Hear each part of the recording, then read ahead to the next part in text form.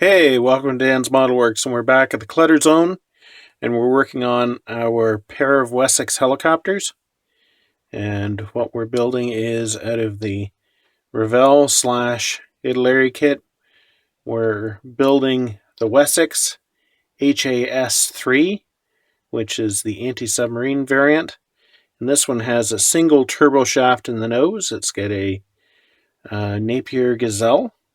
And the other one we're building, this one we're using the Matchbox kit that goes back to the 1980s, is the Wessex HU5.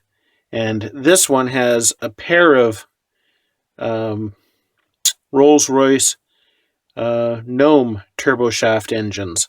And the big difference between these and the American helicopter in which they're derived from, of course, is the turboshaft engines, whereas the originals had a big honking air-cooled radial in the nose. And if I hold it up, you can see the different profile. These ones have a much longer, kind of droopier nose. Just a recap of what we've done so far. If you notice the green one here, well, it's actually multicolored because Matchbox back in the day used to give you usually 3 or 4 different sprues, and they were all different colors. This one not only has the gray and the lighter green, it also has this beige section here. This is a resin part, and it was actually cast off of one of the spare parts that comes in the Revell Italeri kit, mainly because the part they gave us just wasn't very good. So my first step of this particular episode is I'm going to have to paint all of my transparencies with Humbrol Mascol. That's it right there. And then this one's basically going to get set aside. And this one is going to be primed with white because the upper surfaces of this one are going to be yellow. And to try to paint yellow on top of this dark blue, well, that's just not going to happen. In case you've never used Mascol before, you can see I've painted it on the co-pilot's window here and this window there. And once this dries, you're actually going to have a hard time seeing it because it dries kind of translucent. So it'll be a deep purple translucency. But what happens is after you've painted, you just kind of pick at it with your finger, and it just peels off. So you can see that most of the Mascol has dried, at least on this side. The other side is still fairly wet. Gives you some idea of how quickly it does set up. In that, before you're actually finished, the first areas are basically dried. I've given the upper third of the fuselage just some flat white paint, and then that way when I paint the yellow, I'll have a fighting chance of getting a decent covering on it. And just as a little sneak preview, this helicopter is being built by Natasha, and it's going to be receiving basically the same white paint so that she can paint it yellow overall, and then I think there's going to be a reddish orange on the lower third. So keep an eye out for this project in the next month and a half, 2 months, depends on how busy she is with school. So I've got the yellow paint on the upper surfaces here, and it's just basically flat testers. What we got here? Flat yellow, nothing exciting. So what I'll be doing now is basically masking the top third of the helicopter. And I'm probably going to be using a mixture of Tamiya masking tape and Mascol on the difficult areas. So I've got the masking done. And of course I use the yellow masking tape, so it's not immediately obvious. But I used the masking tape on basically the cockpit and all this upper area here. The tail I ended up using the Mascol on. And there was a nice seam I could follow.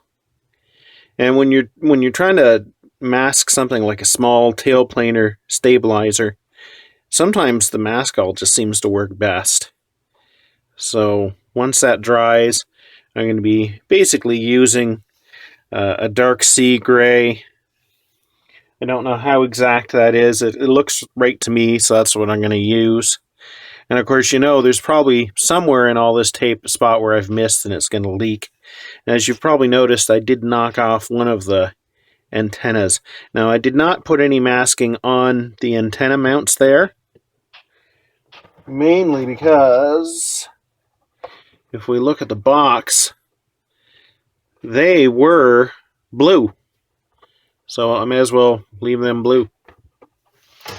And the radome on the top of the tail there, I'm just going to be hand painting that a probably German gray. So now it's time for the Matchbox HU5 to get its first coat of paint. This is going to be medium stone, although that's not actually what I'm using. It's basically this Humbrol tan, which looks close to what they've got on the box. And I'm just going to be airbrushing that on, and it's convenient with both helicopters. I can be able to put a wire through the tail wheel assembly here in order to hold it. So I've got our blue on here, and now I'm going to attempt to get the masking off. Hopefully I won't pull off any of the mask all that's on the transparencies, although if I do, I'll just reapply it, because I still have to give the whole thing a gloss coat before I decal, and I'm going to want to put a sealer on to make sure the decals stay on.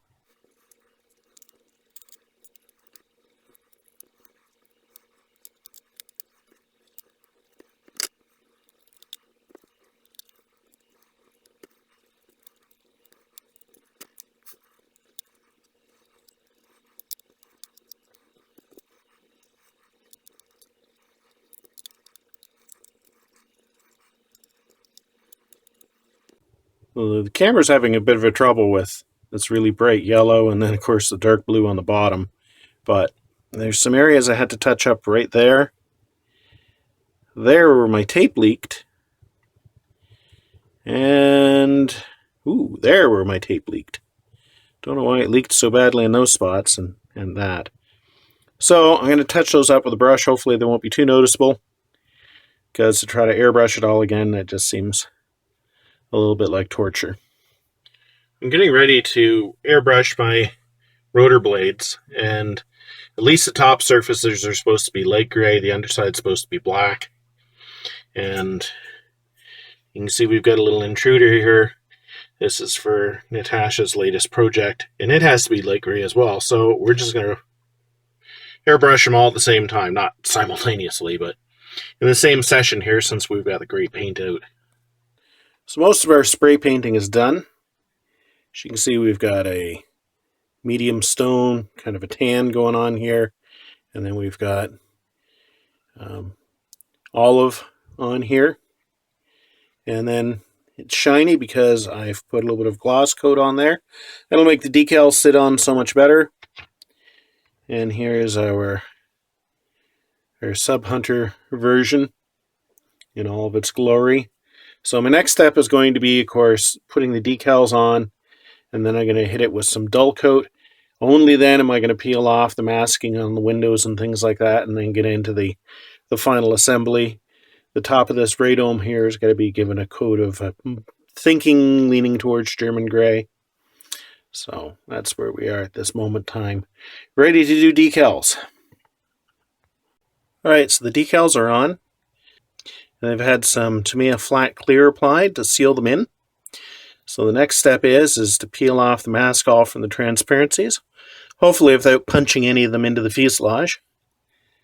So we'll see how that turns out, and then I can get into final assembly and final detail painting. There you can see I've peeled off the mask all, and all the transparencies have come clean, but I have a couple of small flake-offs that I need to fix on the framing, but I usually find that that's easier than trying to hand paint the frames. One curious thing did happen, and if we look at the side windows here, is you can see there's a little bit of a yellow haze, and I'm assuming that what happened was that the yellow paint came in through the louvers there and sprayed around the inside, and I was not anticipating that was going to happen.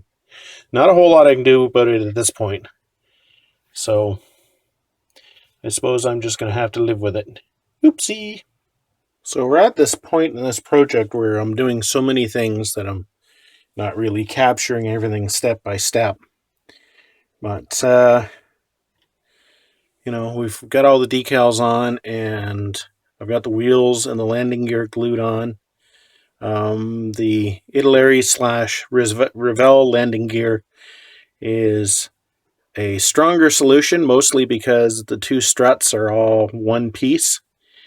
The Matchbox one, it's two separate pieces. They're glued together, and I ended up having to put a little blob of super glue where it goes into the fuselage just to give it a little more strength. I like the Matchbox parts for the jet exhausts, the engine exhausts, better. They did still have to have a little bit of filler and filing, but they certainly went together a little bit better. The Revell and Italeri ones, now I know they're smaller. Let's get focus on there. But they really didn't want to sit into the fuselage in any sort of a level way. They should be more parallel to each other, and I don't know, I might still snap them off. But it's kind of funny in that there's only one engine in the nose, but there's four exhausts. And the other one, there's two engines and one exhaust on each side. So, one of the parts that still has to go on to both of them is, you can see these white painted parts. Those are kind of hubcaps that go on top of the wheels. They go on there on each side, and on the real helicopter, they contain flotation bags, so that the helicopter ditches into the water, the cover pops off, and there's these airbags that will inflate to help it to stay floating. Not for any length of time or anything, but hopefully enough for the crew to bail out, get a life raft out or something like that. The interesting thing is that the American versions of these helicopters, even the ones that were ship-based, generally did not have those flotation bags attached. So I'm over in my big workshop, and as you can see, I've got the underside of the Astrovan here with nothing done to it since the last time you folks saw it. The reason I'm over here is you probably can't see them, but I've got a whole pile of stretched sprue, which you can see by the tail ends. And the reason I have all this stretched sprue is I'm going to be using it to make the antennas on the sides of my Wessex helicopters now. Each side of the helicopter actually has two wires going from post to post to post. So I've stretched up probably about 5 times the amount of sprue I need, and I'm probably going to use all of it. So I'll turn the camera off so you don't hear all the cursing. Now, if you look closely right here, you can see that I have glued in some stretched sprue between these antenna mounts. Now, of course, it's drooping. It looks like crap. If you take a soldering iron, hopefully I can do this, and it'll show without me actually melting it too much. You can get that to tighten up. So I'm not looking through the lens. You can see that one tightened right up. Let's see if I can get the other one to tighten up too. There we go. See how those straightened right up? And just a little bit of black paint run along there, and that should look pretty good. Now if we look straight down onto the body of the helicopter, you can see how those antennas look. Now, they're pretty fragile. If you used Lycra, it would probably be far more durable, but it would be a real pain to achieve. And they're finished. On the left, we have the Wessex HU5, which is the version that has the twin Rolls-Royce Gnome engines in it. And on the right, we have the Wessex HAS3, which is the anti-submarine version, and it has a single large Napier engine in the nose. So first to ride the turntable is the HU5, and this was basically a utility helicopter, mostly used for trooping and supply missions.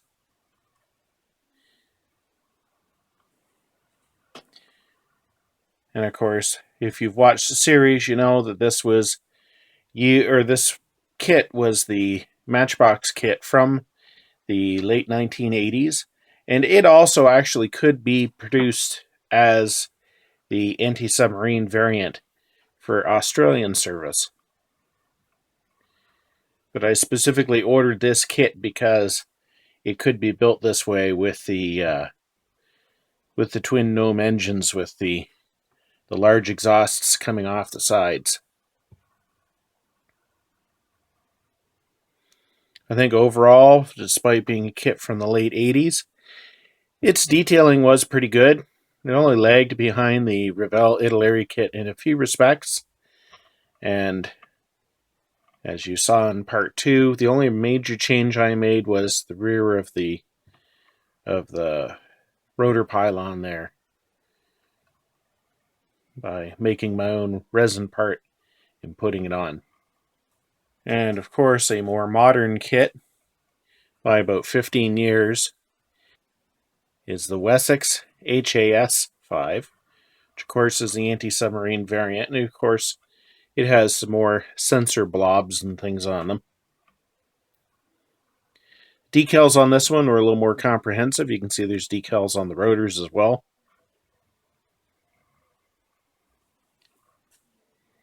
Interestingly, though, the Matchbox model came with decals for the tail rotor, but this one didn't. It came with the very, very faint lines on the ends of the tail rotor. I ended up painting both by hand, but on this one I screwed up and I mixed up the red and the white. So instead of being red, white, red on the tail rotor ends, mine's white, red, red. Or white, red, white. First day with the new tongue, I guess. So this is probably the slightly nicer kit in terms of detail and things, but I think they both stand up pretty good. And of course, as I've mentioned a few times, this kit was tooled by Italeri, and in this particular variation, it was marketed by Revell.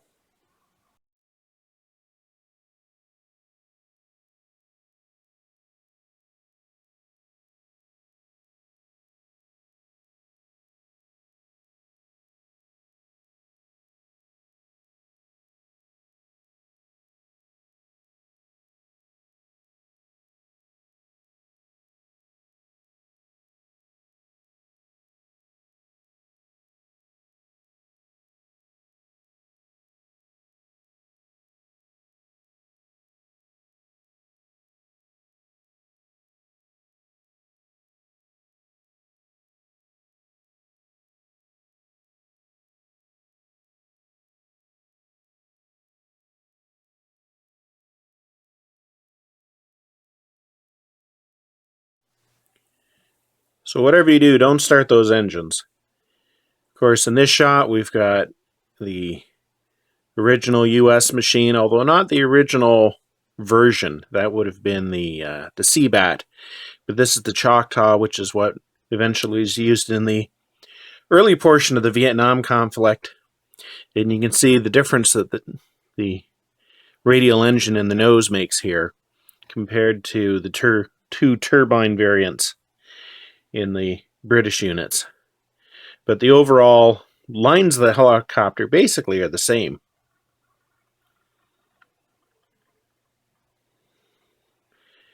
It's mostly in the nose that the difference makes itself known. So, I hope you guys have liked this series, and thanks for watching, and until next time, just keep on modeling.